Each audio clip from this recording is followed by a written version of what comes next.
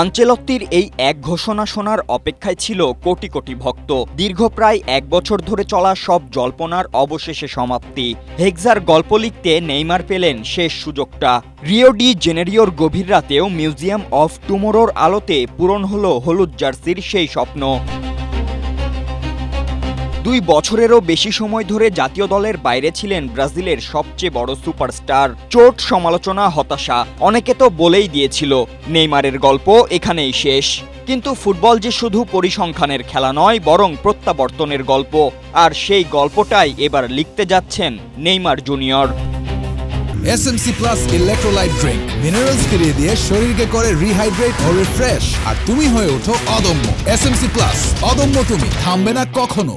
অবশেষে ঘোষণা করা হয়েছে ব্রাজিলের 26 সদস্যের বিশ্বকাপ স্কোয়াড, যেখানে চমক দিয়ে জায়গা করে নিয়েছেন নেইমার। 34 বছর বয়সী এই তারকা 2023 সালের অক্টোবরের পর আর ব্রাজিলের জার্সিতে খেলেননি। জাতীয় দলের বাইরে কাটিয়েছেন দীর্ঘ সময়, ফিরেছেন শৈশবের ক্লাব সান্তোসে। তবুও 128 ম্যাচে 79 গোল করা ব্রাজিলের ইতিহাসের সর্বোচ্চ গোলদাতাকে শেষ পর্যন্ত ভরসা করেছেন আনচেলত্তি। 2014, 18, 22 প্রতিবারই ছিল স্বপ্ন, তবে শেষ পর্যন্ত সঙ্গী হয়েছে কান্না। কিন্তু এবার নেইমারের সামনে হয়তো এটাই শেষ সুযোগ ব্রাজিলকে সেই কাঙ্ক্ষিত ষষ্ঠ বিশ্বকাপটা এনে দেওয়ার।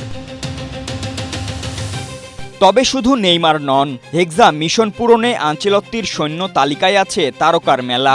রিয়াল মাদ্রিদের ভিনিসিয়াস জুনিয়র, বার্সেলোনার দুর্দান্ত ফর্মে থাকা রাফিনিয়া, আর্সেনালের গ্যাব্রিয়েল মার্টিনেলি, ম্যানচেস্টার ইউনাইটেডের মাতেউস কুনিয়া, আর ভবিষ্যতের সুপারস্টার এন্ড্রিক। সেই সঙ্গে তরুণ চমক হিসেবে জায়গা পেয়েছেন বোর্নমাউথের 19 বছর বয়সী রায়ান।